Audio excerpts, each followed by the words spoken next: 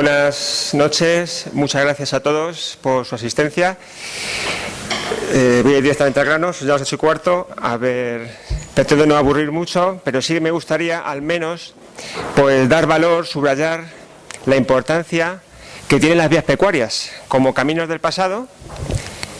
Lo tuvieron, fueron un eje económico fundamental para Daimiel, y como caminos con futuro, porque el legado que nos han dejado, ese patrimonio que hoy son los caminos que conocemos como vías pecuarias, pueden ser una oportunidad de futuro. En concreto voy a plantear que puede ser una oportunidad de futuro para el turismo de la localidad.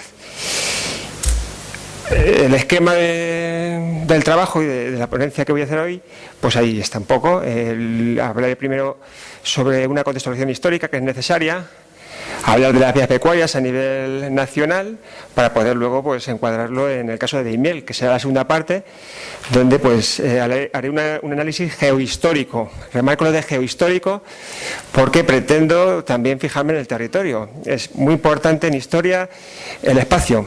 Somos espacio y tiempo, por lo tanto en el pasado pues también hay que fijarse, en este caso en el territorio por el que pasaron las vías pecuarias, que es el territorio de Daimiel. Y en el lado histórico, pues voy a echar mano de las fuentes documentales, sobre todo la clasificación de las vías pecuarias de 1925, que me ha permitido, junto a mapas históricos, pues trazar la evolución de estas vías.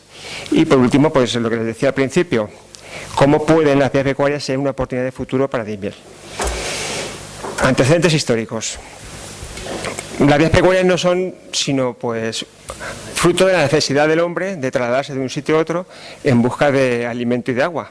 Y digo bien porque en un primer momento, cuando éramos cazadores, pues lo que íbamos buscando era animales para cazar. Detrás de ellos íbamos, detrás de esos vados, de esas zonas más bajas en las montañas, donde se acercaban ellos a beber para poder cazarles. Luego llega el Neolítico, ya somos sedentarios, domesticamos los animales y lo que hacemos es llevar a los animales a zonas de pastos y a zonas con agua para que abreven. Y también en ese momento del Neolítico pues el hombre se hace agricultor y podemos decir que ya en ese momento hay una pugna entre agricultores y ganaderos. Los agricultores quieren cultivar, hay que comer, y los ganaderos quieren que haya pasto pues para que el ganado pueda comer, que a su vez también nosotros pues necesitamos, ¿no?, de ese ganado. Y ahí es realmente la razón por la que existen vías pecuarias y existe esa preocupación por su conservación, porque al final esos corredores naturales por donde iba el ganado pastando, pues para que puedan seguir haciéndolo se necesita trazar esos caminos que separen, digamos, el arado de los pastizales necesarios para el ganado, ¿no? La transhumancia es también muy importante en las vías pecuarias. Estos recorridos largos que servían pues para buscar pastos en invierno, por ejemplo, los rebaños del norte de Castilla todos los años venían al sur en busca de lo que no tenían allí. El suelo se helaba, la nieve caía y había que venir a Extremadura, a La Mancha, a Andalucía en busca de esos pastizales, y luego pues en verano regresaban otra vez al norte. Ahí tenemos un mapa de las principales cañadas, son las autovías, digamos, del momento. Estas cañadas, digamos, se institucionalizan en la Edad Media, a partir de Alfonso X, que es el principal impulsor. No es que no hubiera antes transhumancia, no es que no hubiera antes esas travesías, pero sí que es en este momento cuando la monarquía decide apoyar, impulsar, proteger este negocio, el de la transhumancia. La lana merina se exporta a Europa, es de muy buena calidad, es el motor de la economía castellana, realmente. Luego llega Colón, viene el oro, pero siempre hasta la edad contemporánea la lana merina tiene un papel fundamental en la economía de Castilla, ¿no? Por lo tanto, hace falta vías seguras para que desde el norte se baje al sur, haya comida en el trayecto, haya agua y por supuesto que cuando llegues pues no te encuentres que todo esté rotulado, todo esté cultivado, sino que tiene que haber pastizales, ¿no? Por lo tanto, hay que proteger todas estas vías pecuarias que, como podemos ver en el mapa, tienen una dirección norte-suroeste, buscando la zona de La Serena, en Extremadura, el Valle de los Pedroches, en Córdoba, y las dehesas del campo de Calatrava, en Ciudad Real. Bueno, Tan importantes son las vías pecuarias como las zonas adhesadas. Hoy una dehesa, pues la sensación cuando oímos esa palabra, ¿verdad?, es un paisaje de encinas, de pasto, pero dehesa viene de defesa, de defesar, de defender, de sustraer una porción de tierra del uso común para un uso particular, y va a ser para un uso ganadero. Es la primera figura de protección de muchos de los espacios naturales que tenemos hoy en día. El caso más clarividente son las salas de miel. Antes de que fuera un humedal de importancia internacional, lo primero que fue una gran dehesa mandada a proteger por la monarquía, porque había fuertes intereses ganaderos, ya que tenían pastos durante el invierno y durante el verano. El retroceso del Guadiana hacía que ese retroceso dejaba también un manto de hierba fresca que era aprovechable también en verano, incluso para ganado mayor. Bueno, este es un mapa, un croquis del siglo XVI. He puesto siglo XV, pero Diego Clemente, mi compañero, estudió este mapa y lo dató en siglo XVI muy correctamente. Hemos estado mucho con esto, con el siglo XV, siglo XVI, efectivamente desde el siglo XVI como él dató. Y bueno, pues aunque aquí ya en el siglo XVI ya el arado se había dejado notar, hay un crecimiento demográfico muy intenso en este siglo, sí que todavía quedan dehesas como la que vemos aquí, la dehesa de Zacatena, y la figura pues es clara, ¿no? Una zona acotada. Todo el resto ya pues se intuye que ya no es encinas, pero esta zona, Zacatena, por su interés económico, por su interés ganadero, pues se mantiene sin roturar, sin tocar apenas, hasta el siglo XVIII, ¿no? En el papel de la protección de las vías pecuarias está la Mesta, es la institución clave, es una asociación de ganaderos. Había diferentes asociaciones de ganaderos diseminadas por toda Castilla durante la Edad Media y la Mesta las reúne a todas. Es una gran corporación de pastores, de ganaderos, que va a estar protegida por la monarquía durante siglos, hasta la época contemporánea. Por eso, porque es el principal motor de la economía castellana. La lana merina deja mucho dinero y por lo tanto pues se privilegia a la Mesta. Se encarga la Mesta de vigilar los caminos, se encarga de que las dehesas no se roturen, hay una serie de vigilancia a lo largo de todos los recorridos y sobre todo también que no falte comida en el trayecto, es decir, que por donde pase la vía pecuaria haya pasto y haya sitios para poder beber. La Mesta decae en la era contemporánea. ¿Por qué? Bueno, pues hay digamos una mezcla de diferentes factores, pero yo destacaría pues que la agricultura en ese conflicto permanente entre la Edad Media y la Edad Moderna triunfa, hay un crecimiento de población muy importante a partir del siglo XIX y ya el beneficio que da la lana merina en Europa decae bastante por competencia de otros tejidos. La Mesta tampoco está bien vista por los ilustrados y por los liberales y entra en decadencia. Y un reflejo de esto es que las vías pecuarias pues empiezan a sufrir bastante presión demográfica y agrícola pues en el siglo XIX y en el siglo XX. Antes el ferrocarril también influye mucho, que ahora somos aliados, ¿no?, circunstanciales, porque lo mismo de mal está las líneas de ferrocarril como las vías pecuarias, pero en su momento pues el traslado también del ganado por el ferrocarril pues hizo decaer estas tradicionales vías de comunicación, las vías pecuarias. Pues pasamos a las vías pecuarias de Meleñas. Esto es un mapa de 1925 hecho cuando se realizó la clasificación, 1924. Y vemos pues un montón de líneas, de rayas. Esta es la red de vías pecuarias de Meleñas y aunque hoy el paisaje de Daimiel es muy agrícola, no siempre ha sido así y muestra de ello pues es esa espesa red de caminos que todavía pues duran hasta la fecha. Nos vamos a ir al mapa. Voy a abrir aquí el Google Earth. Hoy esta foto pues refleja eso, que apenas quedan zonas de pastos, pero esto no ha sido así siempre. De hecho, hasta hace bien poco pues había muchas zonas de monte y muchas zonas de dehesas. Lo que pasa es que bueno, pues la revolución verde que se llama a partir de la segunda mitad del siglo XX pues hace que vayan desapareciendo todos esos montes y que hoy en día pues todo es agricultura, ¿no? Podemos remontar la vinculación de Daimiel a la ganadería desde la época de las motillas. Recientemente se han publicado trabajos y tesis doctorales que vinculan las motillas con la ganadería.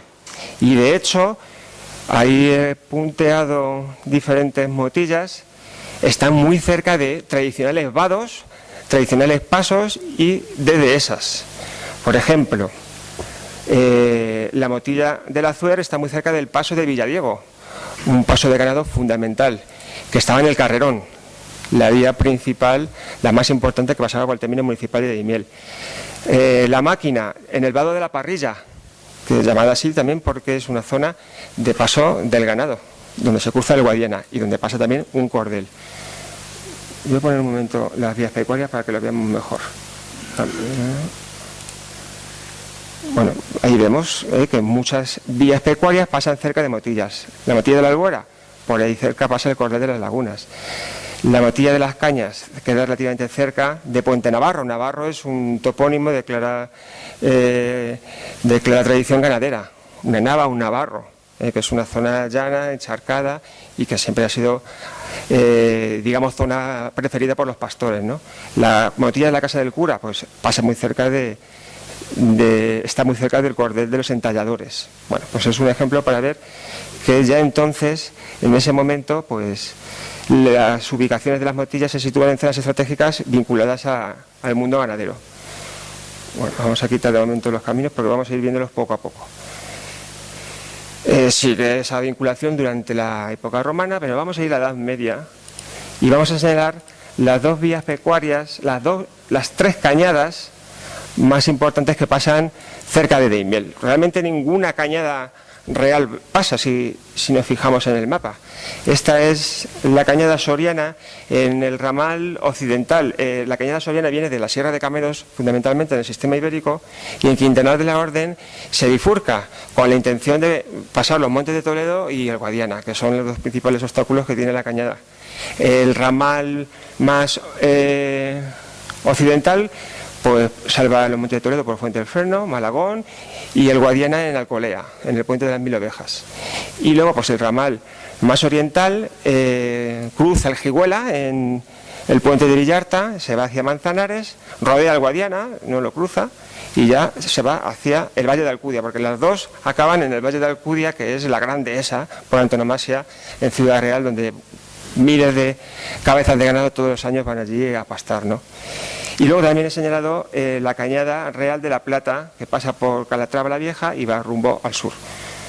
Esas son las tres vías principales que pasan cerca del término municipal de Daimiel. Ninguna pasa por nuestro término. El Guadiana es un obstáculo, hay que cruzarlo.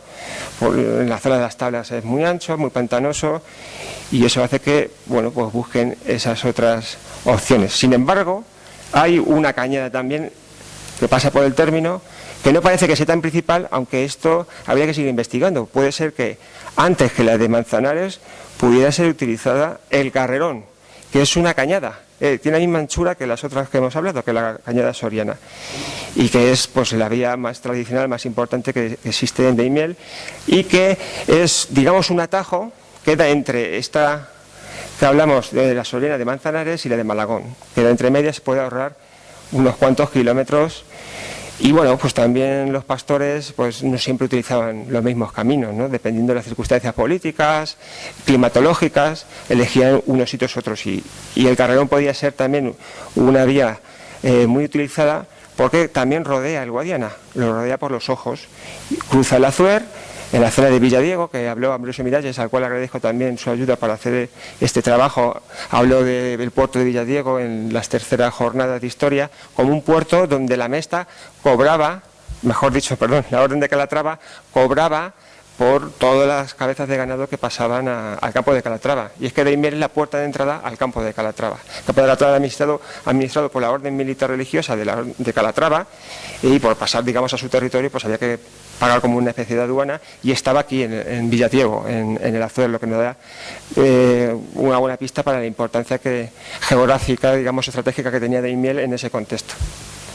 Bueno, pues ese es el Carrerón, y también he dibujado el antiguo cordel de los entalladores. Estas dos son las dos vías fundamentales, principales, posiblemente las más usadas de Daimiel. Esta, el cordel de los entalladores, une la cañada soriana del ramal más occidental con la estela de Daimiel, con la dehesa de Zacatena. La vamos a dibujar también. Esta aquí, la dehesa de Zacatena, que era lugar de llegada. Daimiel, aunque pues tenemos que las principales cañadas rodean el término municipal, sin embargo era una zona también de llegada, de invernadero. En el caso de Zacatena es claro, hasta el siglo XVIII miles de cabezas de ganado llegan a pasar aquí el invierno. Por lo tanto hace falta un cordel que una cañada con esta dehesa. Esa es la función principal del cordel de los entalladores. Pero también actúa como un cordel de trasterminancia, es decir, de corto recorrido. La población, la ganadería local, que fuera por ejemplo en verano a pastar a Zacatena, pues utilizaría también este cordel, ¿vale? Y luego pues es un cordel que va pasando por otros sitios también fértiles para la ganadería, como pueden ser los Ardales, las Tiñosas o la Laguna de la Nava. La Nava también es un nombre con clara vocación ganadera. Bueno, pues es una vía que proporcionaba a los que pasaban por aquí pasto y agua. Iba luego en dirección suroeste a contactar con la Cañada de la Plata y tenía continuación también hacia la Cañada Soriana, ¿vale? Bueno, pues si nos fijamos, el término municipal de Daimiel ya lo estamos viendo. Al norte, las dehesas del Guadiana, Curenga, Concejo, otras dos dehesas muy importantes en la historia de Daimiel, y la dehesa del Guadiana en Los Ojos. Digamos que sería el límite norte de Daimiel. Estaría aquí el Carrerón y estaría el cordel de los entalladores. Si ahora vemos el término municipal de Daimiel, podemos intuir que al quedar Daimiel en el centro, digamos, las fronteras de crecimiento del arado, de la población, son ese cinturón de dehesas y esas vías pecuarias, que hacen un poco de obstáculo al crecimiento de Daimiel. Pero claro, eran necesarias para los ganados que pasaban por estas vías, tanto por el cordel de los entalladores como por el Carrerón. El Carrerón también tiene una serie de dehesas, son necesarias, porque para pasar este tramo necesita alimento del ganado, entonces está la dehesa del Ardal. Todas estas dehesas aparecen en las relaciones topográficas de Felipe II. El Ardal, los Llanillos, que es un monte nuevo del siglo XVI según las relaciones, la Rabera, es también otro monte, y la dehesa de Torroba, que junto a Zacatena es otra de las dehesas también fundamentales. La dehesa de Torroba también era de la Orden de Calatrava y ahí iban a pastar muchas ovejas en invierno, ¿no? El Carrerón conecta la Cañada Soriana, la zona de Villarta, con la dehesa de Torroba, aunque luego tiene continuación también hacia la zona del Valle de Alcudia. Pero el punto de llegada del Carrerón también es la dehesa de Torroba, que es donde está la motilla de los palacios. Para ver esa vinculación también ya en aquella época, la Edad del Bronce, con la ganadería.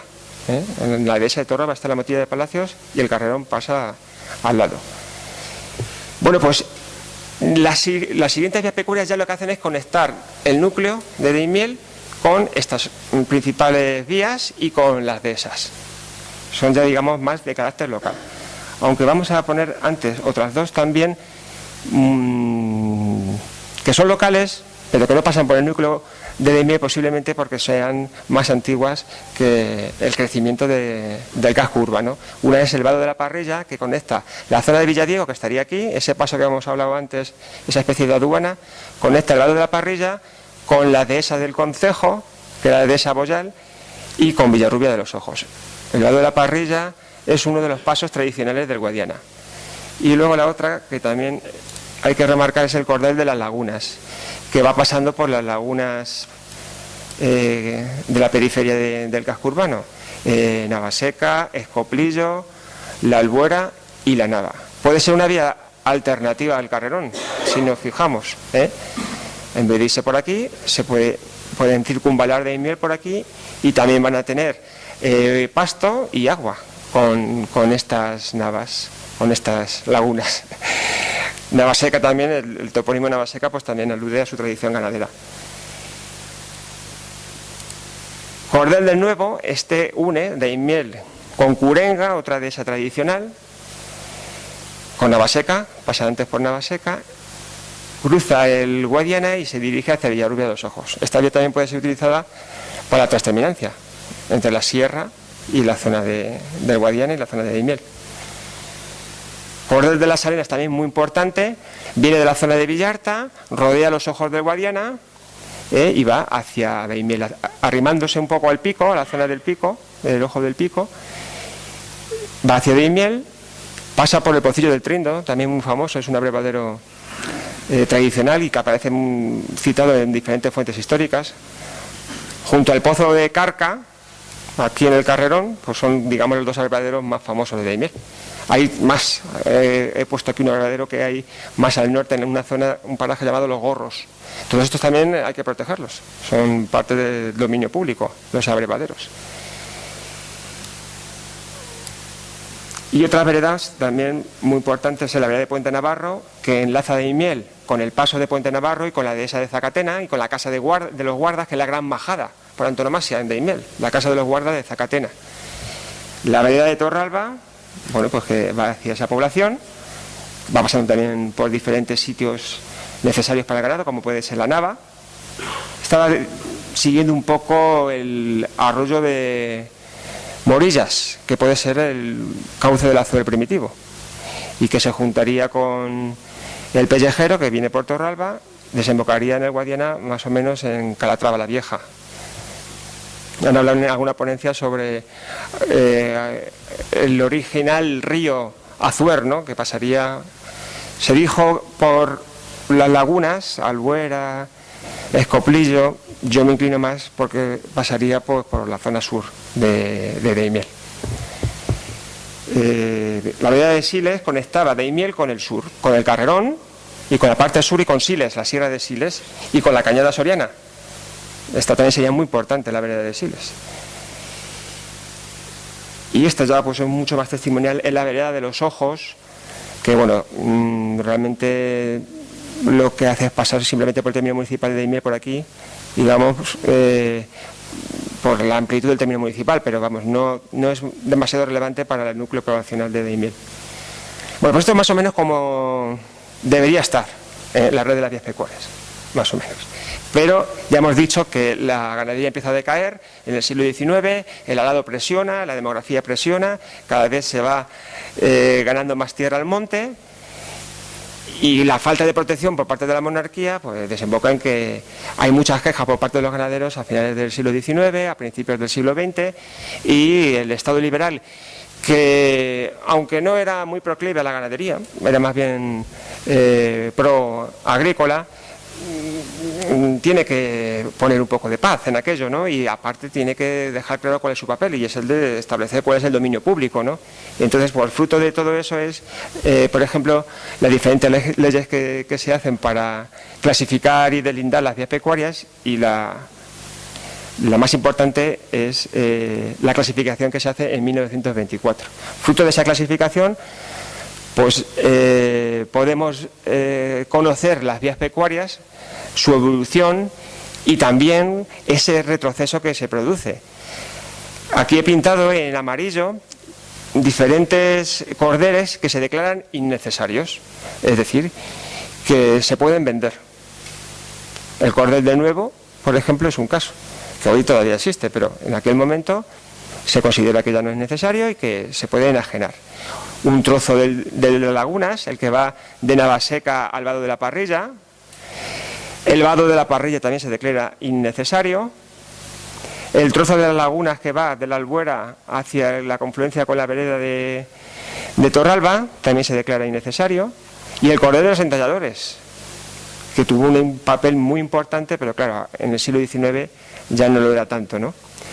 Y también se declara innecesario. Y por otro lado, hay zonas que la anchura reglamentaria, la que había tenido tradicionalmente, pues disminuye, es decir, que pasan, por ejemplo, de cordel a vereda. Un caso también es el del cordel de lagunas, que pasa a ser vereda, este trozo que queda, el que pasa por Escoprillo, disminuye su anchura. Otro caso es la vereda de Puente Navarro, que esta es la misma corporación municipal y la Asociación Local de Ganaderos, que dicen que ya no es necesario que sea vereda, que puede ser de menor anchura, puede ser colada. Pues es otro caso de descenso de su extensión. Y tenemos que en 1925 la Asociación Local de Ganaderos y el Ayuntamiento de Daimiel, en el momento en que el proyecto del ingeniero que hace el trazado de las vías pecuarias sale a exposición pública, alegan que se incluya la colada de Molemocho.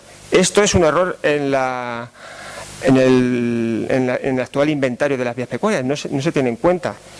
Y es porque cuando hoy la Administración echa mano de cuáles son las vías pecuarias, se fija en el proyecto de clasificación de las vías pecuarias, pero no ve todo el trámite. Es decir, eso es un proyecto, sale a exposición pública, se hacen alegaciones y finalmente se aprueba otra cosa. Se aprueba la colada de Molemocho como vía de enlace a la Duquesa. Es el actual carreterín de la Estela de Miel. La primera parte es la vereda de Puente Navarro hasta la Albuera, y a partir de ahí es la colada de Molemocho hasta el molino del mismo nombre. Por tanto, es una vía pecuaria que no se está teniendo en cuenta en los mapas que hace la Junta, pero que lo es. Y también otro error muy común es con el carrerón. El carrerón es cañada. Sí que el ingeniero proyecta que sea cordel, que se disminuya la anchura, muchos kilómetros para poder vender, pero Beimiel alega que sigue siendo una cañada fundamental para llevar el ganado hacia el Valle de Alcudia y que tiene que ser cañada.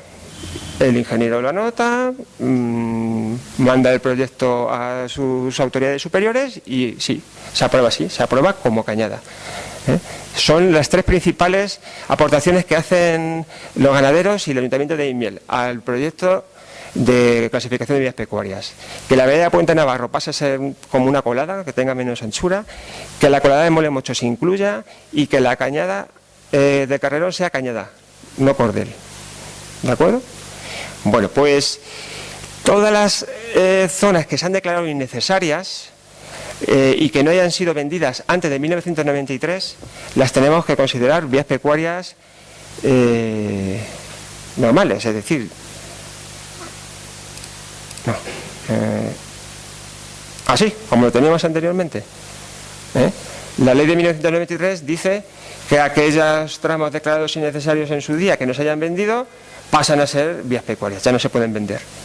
Ahí habría que hacer una labor de investigación para ver si, por ejemplo, tramos que hoy han desaparecido, como el que va de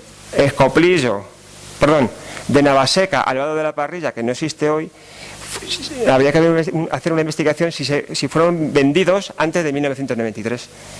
Si fue así, pues lo hemos perdido. Pero si no, deberíamos recuperarlo. Ahí no he llegado todavía. Eso habría que hacer una labor de protocolos notariales mucho más intensa. Pero bueno, yo intuyo que posiblemente se vendiera, que ya estuviera bastante rotulada toda esa zona.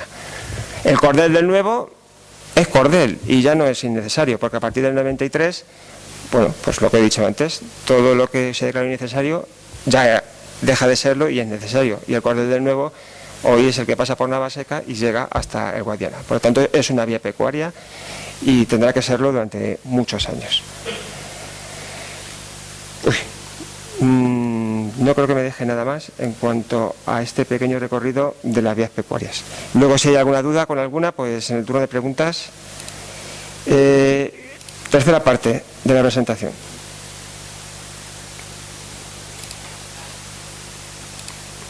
Bueno, pues con las vías pecuarias podemos hacer todavía muchas cosas.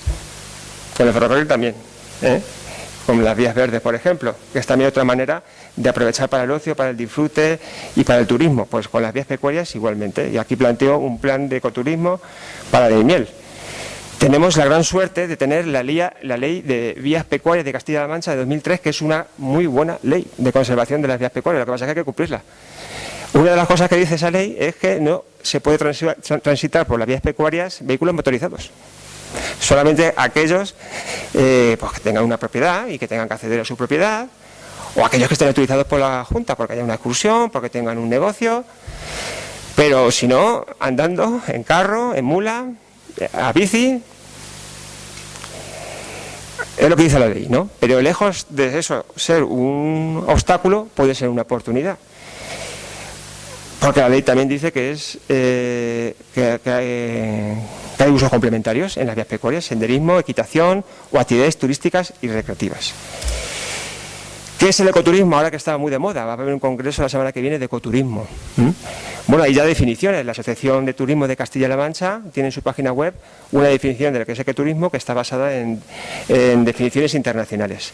Turismo responsable con los espacios naturales y rurales. Las antiguas de esas, las poquitas que quedan, la dehesa de Zacatena muy disminuida de lo que fue en su día, y las tablas de Daimiel, hoy Parque Nacional, la laguna de Navaseca, son herencia también de esa tradición de protección ganadera que ahora pues tiene otros valores más ecológicos y que también tenemos que conservar, ¿no? Y el ecoturismo tiene que ir enfocado pues a la protección de estos sitios, que tengan los menos impactos ambientales negativos posibles y que beneficie a la población local, muy importante, que mejore su calidad de vida.